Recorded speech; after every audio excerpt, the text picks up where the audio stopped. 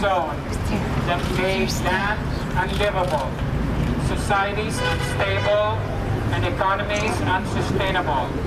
May we confess and repair.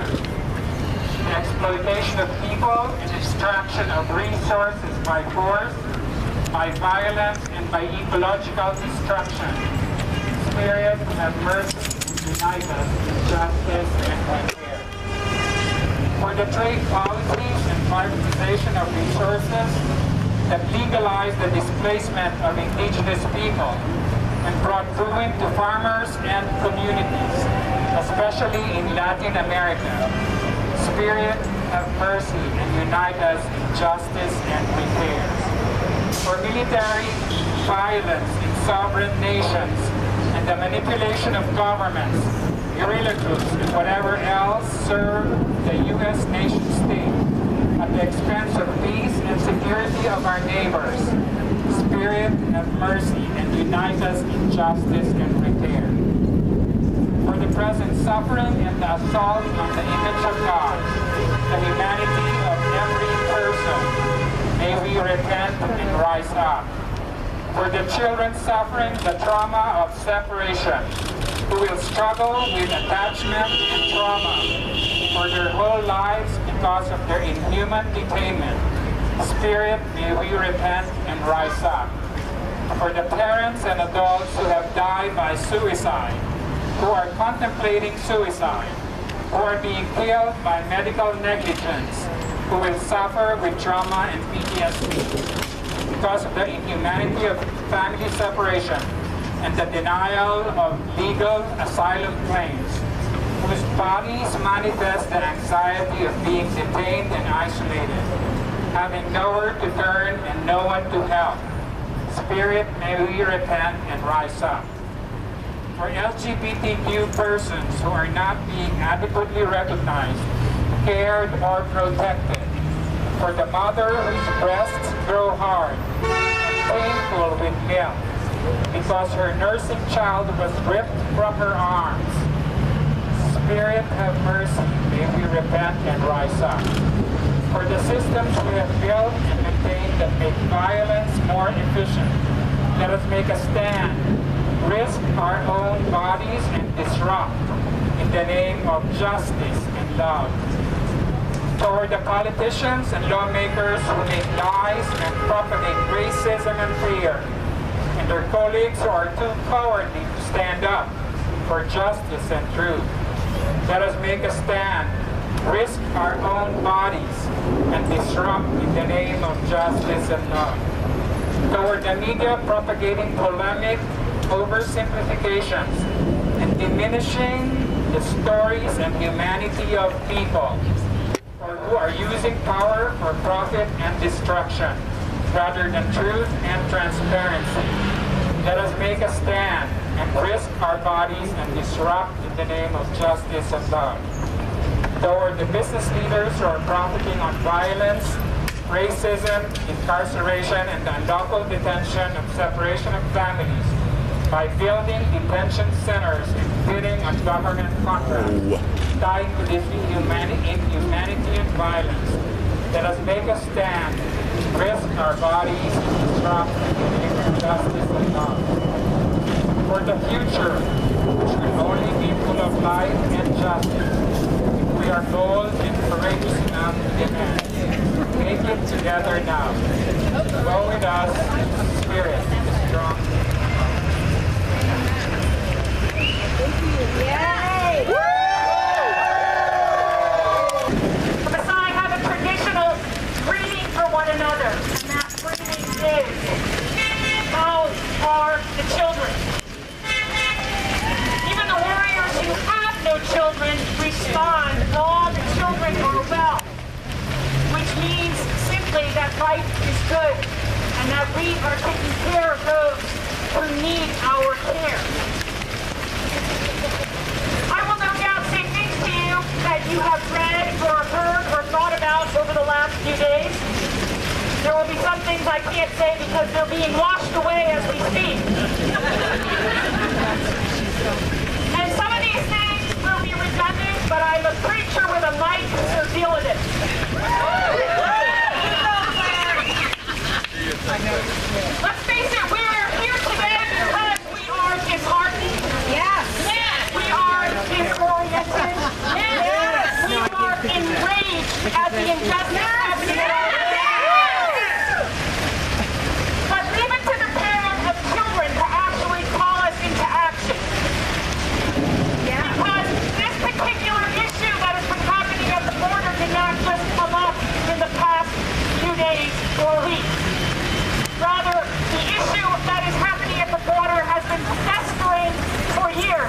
And if you are like me, we tend to think that the adults are a bit more resilient and are not in need of our attention as much as the children do, yes? Yes! And so we find ourselves today activated, but we have to ask the question, where have we been up to this point? We are notoriously good for acting in a crisis. We're not so good with the aftermath and the cleanup. The part that takes so much time, energy, and heart in order to ensure that crap like this doesn't happen again. To be clear, we should be here as a group coming together to fight injustice. And we should feel good about being here and coming together in community in order to hear voices and stories and figure out a way to support one another in this battle. However, the work here only begins when we leave.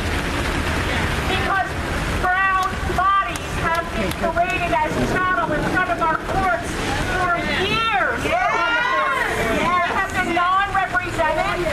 They have been not giving interpreters or translators, and their stories have been ignored and they've been sent back to the hell from which they came. You need to listen as I do. Minorities, and by minorities that is that generalized impersonal comment or declaration that is really talking about persons of color, make up a third of the U.S. population. By 2023, there will be more brown and black children than there will be white. They will no longer be minorities, and by the time we hit 2042, people of color will outnumber white bodies. Don't think for 1 second that this reality is not informing and directing the policies that are coming out of Washington.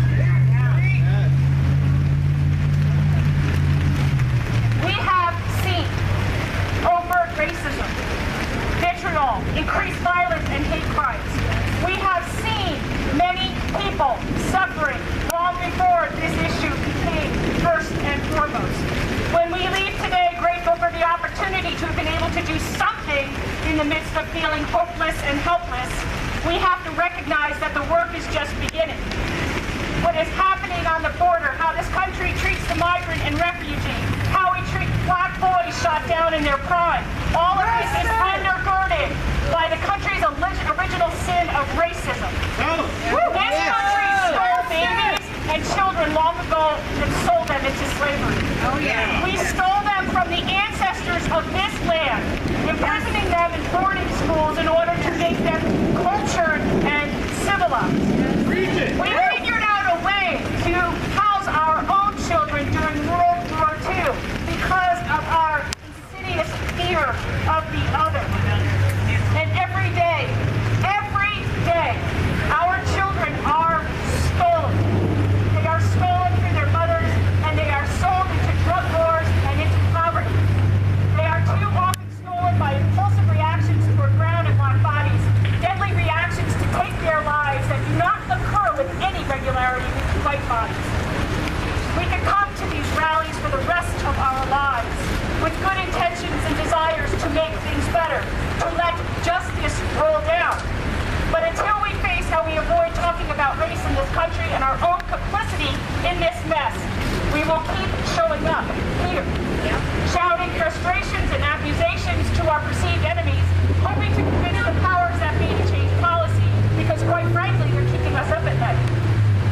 When you leave here today, I want you to commit yourselves to the tough conversations, the accountability and justice, clergy and churches churches should be preaching this from the pulpits as loud as they possibly can. We should be saying that what is happening on our borders and in our streets to our children every day is the abomination. Yes. The church has to take a stand, especially if we are about the sanctity of all life. Yes. You stand up for the person next to you, the one who's being followed in a store because they're not to be trusted. Stand up to your family who thinks it's funny to tell a racial joke and tell you that you're just being too sensitive. Vote for people of color running for public office who are legitimately seeking equality and justice for all. If you want what is happening at the border to stop, we have got to start the work right here in our community, in our neighborhoods, with our neighbors, with our families, with our churches, with our clergy, and in our own hearts. Maybe after we start this work and get it done and address our own complicity, our own shame, and our own demons, maybe then, when we are asked how are the children, we can legitimately respond, all of the children are well.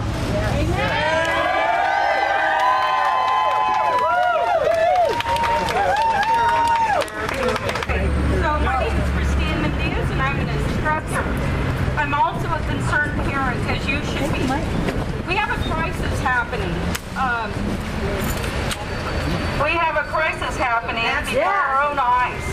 We have children being detained and thrown in cages. They're not being properly fed or taken care of. They're being placed in a facility where they do not know anyone. They're being mentally, physically, and sexually abused through no fault of their own.